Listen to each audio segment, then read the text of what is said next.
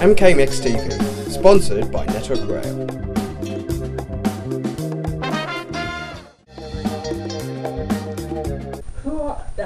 That's a very broad question. Take as much time as you like. Okay. Obviously, I'm Susan Popoola. I work on a portfolio basis. So the main thing that I do is I work as a human resources consultant, working with different organisations cross-sector, but specifically civil societies and the third sector. In addition to that, being the curious person that I am, I started writing books. At the same time, I do research and I get involved in projects, understanding how civil society works, doing research around young people who are very dear to my heart. And that led me to doing some writing as well, whereby I've now written 2 books, one specifically about Milton Keynes, touching the heart of Milton Keynes, a social perspective, and the second one, which is about Britain as a whole, which is Consequences, Diverse to Mosaic Britain. And I guess outside of that, I like spending time with friends, family, getting involved in community activities and doing other things as well. I came from London. Okay. I mean, I've lived in a number of different places over the years. When I was small, I lived in Essex, so you could refer to me as an Essex girl. And then later on, I moved and I lived in Nigeria for a number of years. Came back to England, lived in London, different parts of London, outskirts of London, and then through that period I was renting accommodation, and I was talking to a friend one day about buying a home, and he said to me, well, what would your ideal home be like? And I said the ideal for me would be a place that has a lot of nice greenery and has lakes. That would be my ideal home. And I had a friend who lives in Milton Keynes, and from that conversation remembered things that she had said about Milton Keynes, and she kept on saying, come and visit, come and visit, come and visit. And so I decided to do so, and I fell in love with Milton Keynes. It did have that greenery. Yeah. I don't have the lake right next to my house. I do have woods though, and I can very easily get to the lakes. But in addition, I love the structure of Milton Keynes, how it's laid out, and it's so easy to get from one place to the other. It's got the greenness. The greenness is beautiful. I love the country, because when I said I lived in Essex when I was small, it was a country area. So it's got that to it. It's also, as I said, it's got the lakes, the greenery, the woods. You can go walking. You can do whatever you want to do within Milton Keynes, but it's also very easy to get somewhere else to do things. But as I mentioned, the structure as well, and that's very important to me, because for me, if it's possible to get lost, I'll get lost. And I remember when I used to drive around in London, if I missed a turning, then often I'd have to drive for 10-15 minutes or however long before I'd get back on track again. But with Milton Keynes, for one, the structure is that you've got your H's and V's, which are the horizontal and vertical roads. And if you go in the wrong direction, all you really have to do is go around the roundabout and get back on track again.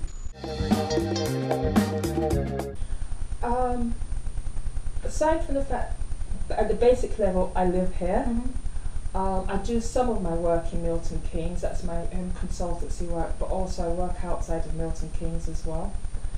A school governor, and I would say that I've been very, very privileged to be, I'm a school governor at the Hazley, which is a new school, it's 7 years old, and I was fortunate to be involved right from the very start.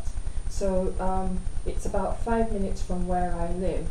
And at the point at which, when I moved to Milton Keynes, I said I want to be a school governor in a secondary school, and they didn't have any vacancies. But they later got in touch with me and said, well, actually, we're about to build a new school virtually next door to your house, and would you like to get involved? And I did. And so I've been involved with the Hazley for about 8 years, on various committees, setting the whole ethos, just involved in different ways of the school community, helping with the links between the school and the business community as well, and the wider community. Beyond that, I get involved with Countech, which is Education Business Partnership. So as a local business, I support them by going along to their activities, interacting with students, giving them an insight into what the business world is like, giving talks, both through Countech and in schools generally. And I've also been involved in Young Enterprise within the regional area. So I've both sponsored on a number of occasions, and I've once again had the privilege of judging. I think those are the key things that come to mind. I mean, once I was also involved with the food bank. I had to cut back on some of my voluntary activities, but the food bank is one of the projects dear to my heart that I was involved in as well. It was quite easy. To some extent, I think that was partly because, for one, I had friends here. So I was able to speak to them. I understood the grid system before I got here because a friend explained that to me, because a lot of people don't understand how that actually works. So that was a good starting point. I got involved with a local church. That helped. I got involved with the local business community, did a fair amount of networking. As I think someone said recently, you can network on a daily basis within Milton Keynes. And so I got involved with all of those things. Also the social activities. Had the habit, even before I came to Milton Keynes, I had the tendency to study the citizens, see what was going on. But my local community on my street, people are very friendly as there. We all moved in around the same time as well. So that was positive. And I think at first I was still working a lot from London, so I also had that link as well. So everything came together quite well for me. I'll put it this way, I mean, you never know what's going to happen, but I have no plans of moving from Milton Keynes. It's very much home to me. I feel privileged that from time to time I have the opportunity to travel to different parts of the world. And one of the reasons why I know Milton Keynes is home for me is wherever I go, however much fun I've had, I'm always pleased to get back home. Yeah. And I always have a big smile on my house when I get into my face when I get into Milton Keynes. Probably the house as well. Well, my house as well, hopefully. I mean, because when you get home and everything is intact and as you've met it, then that's good. But I always feel good when I come into Milton Keynes and I feel, yes, this is a good place. It depends on who the person is, but I'd ask the person what the person wants. I'm audacious enough to say Milton Keynes is not for everyone. In fact, the reason why I wrote the book on Milton Keynes is because I got a bit tired of people talking about, oh, Milton Keynes, concrete cows and roundabouts, because there's so much more to Milton Keynes than that. So I think the question is, what is it that you're looking for in a home? Why Milton Keynes? Take the time to explore, take the time to talk to people, to mix with people, ask them questions, interact. Don't just stay secluded in your area, because if you do, you're not going to get the best out of Milton Keynes. Because in Milton Keynes, we're not always the best at making people aware of what we've got and what's going on. And so you have to talk to the people to know what we've got to offer. That's an interesting question. I think the future is bright. The future could be very orange. I mean, I think for Milton, on a serious note, Milton Keynes remains a place that has a lot of potential. It has a lot to offer. It still is the can-do city. But I think there are risks that we have as well that we need to be mindful of. In the first instance, yes, we have a lot to offer, but we might not be as unique as we think we are. So we need to make sure that we're continually doing new things and that we're continually building on what we've got, so that we do remain, should I say, unique, that we do remain special, and not just focus in on one or two things. And I think as well, for me, and it all goes back to the book as well to some extent, but for me as well, the key is that we take everybody along on the journey, because as I said, it's great potential, but there's a risk if care is not taken that we could leave people behind and end up with a two-tier city. We do have regeneration projects for areas whereby the building structures aren't quite what they should be, whereby people are possibly struggling a bit, because when you drive through Milton Keynes, you don't know what's in each estate, and you can assume that it's all the same. It's not. There are people struggling in Milton Keynes, and as we have our grand plans for the smart city and all of those things, which I totally buy into, we need to make sure we don't leave those people behind. We need to make sure that as we're thinking about our plans, that we're talking to young people as well, because in 30, 40, 50 years time, the two of us sitting here, we might not be sitting here. Those are the people that are the future of Milton Keynes. That's right. And we need to be mindful of them as well. That's right. We need to engage them. We do. And give them ownership of it. Otherwise, who's going to manage it? That's the key. Because as you said, the key is engage them so that they feel a part, that they're stakeholders, and that they take ownership. And as we talk about the idea of a university in Milton Keynes, I believe we'll get there soon. But in the meantime, as it currently stands, we don't have that. So we have a lot of young people that leave Milton Keynes. And the key for us is to make sure it's a city that they want to come back to, no matter where in the world they go to. I think it came about for two reasons. It's actually in its second edition now. The first was the basic fact that I'd speak to people outside of Milton Keynes, and they had that narrow view of Milton Keynes. And a lot of people in Milton Keynes as well weren't aware of all that we had to offer.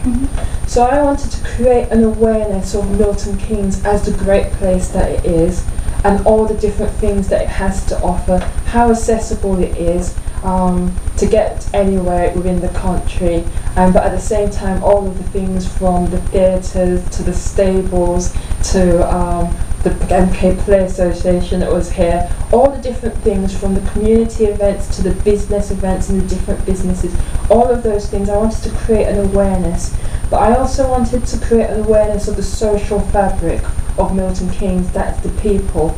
Because one thing that I found is a lot of books that have been written about Milton Keynes have been very good about talking about the structures, and I think that is very important.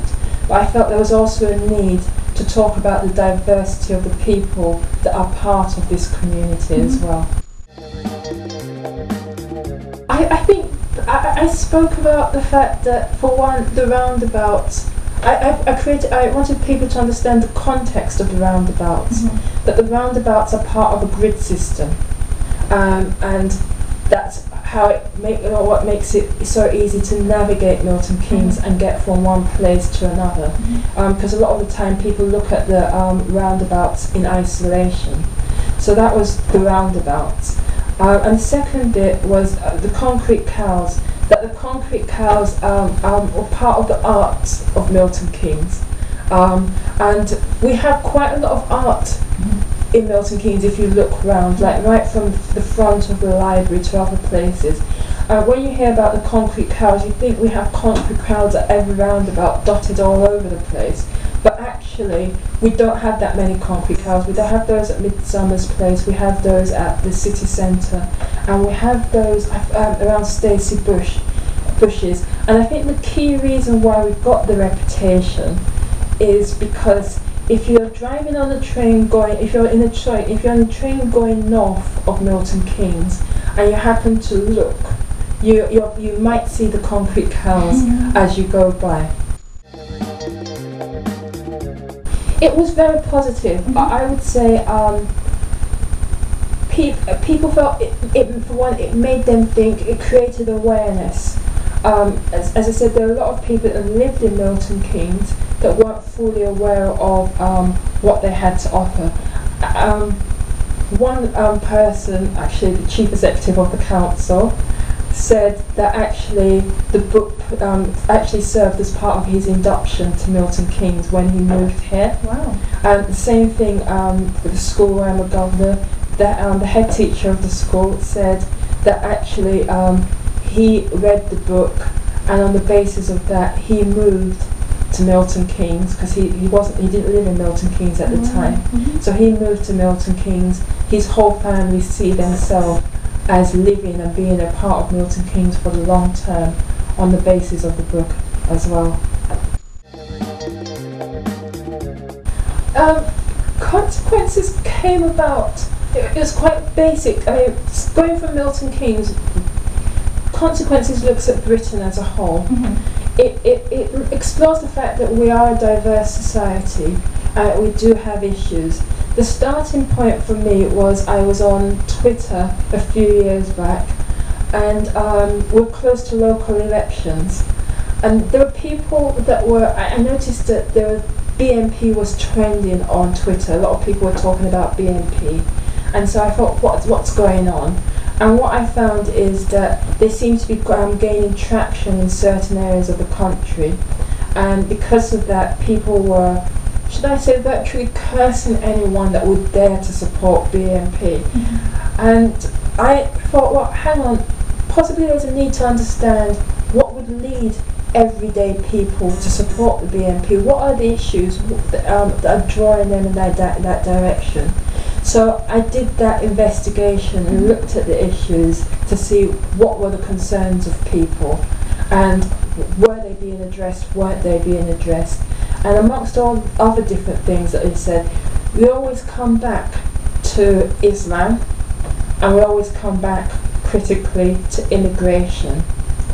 And I thought, well, what people often forget when they talk about immigration is history. And I specifically how we all came to be in Britain, but specifically focusing on the British Empire. Because people, when they're talking about immigration, forget about colonisation. My parents, as I said, were Nigerian. They came to Nigeria because they were. They came to England because of it was part of the British Empire. Yeah. And I think if you speak to a lot of people that have migrated to England or Britain over the years, you'll find that there's that connection to the British Empire. So I say it's a consequence of history. There are other reasons that there have been areas where there have been problems, so you have the asylum seekers, refugees, and things like that. But it's reminding people that it's a consequence of history that has brought us all here together, and that there's the reality that ultimately we're not going anywhere, and there are issues that need to be resolved, but we need to learn to live and work together. And that's why at the moment we're diverse. That's the reality of who we are. But the ideal is to become mosaic. And that's whereby we have what I would call true or real multiculturalism, whereby it's not about people living in isolated areas, but it's about people retaining their identity, but at the same time mixing and unifying with other people. And that's how you come to the mosaic. And so we're taking the best that everybody has and we're bringing it all together. I don't think we've truly tried that yet, and I don't think that's what multiculturalism has meant to date. And that's, as I say, what my call is for us to get to that point. And I'm saying, through this book, let's have the conversation. It's the ideal, but but when you say ideal, at times people feel ideals are not practical. It's not practical for us to get there tomorrow, but it's practical for us to start the journey today and to get there in time. Because the reality is, if you look closely, people talk about differences in values, but if you look closely, you'll find actually our values are possibly more similar than we realise. Our children are mixing a lot more. One of the fastest growing segments of the population is the mixed race population. So somehow we are what we are and we have to make the most of it. Something else that has possibly held us back is political correctness. And that's where we've gone to a point whereby we're no longer able to talk and express ourselves. And when we get to the point whereby people are scared to talk because they're concerned that they might offend someone or they might be accused of something, then people draw back. It doesn't encourage integration. I actually encourage people to ask me ignorant questions if their intentions are good, and I think there's a need to have more open dialogue, but with a focus on what people's intentions are without getting offended too easily. The main website is susanpopoola.com. I'll spell that. I always spell my surname anyway. That's Susan. That's SUSANPOPOOLA.com, and there are links to get my books from my website, but they're also available from Waterstones, other bookshops, and should be online as well. MKMIX TV, sponsored by Network Rail.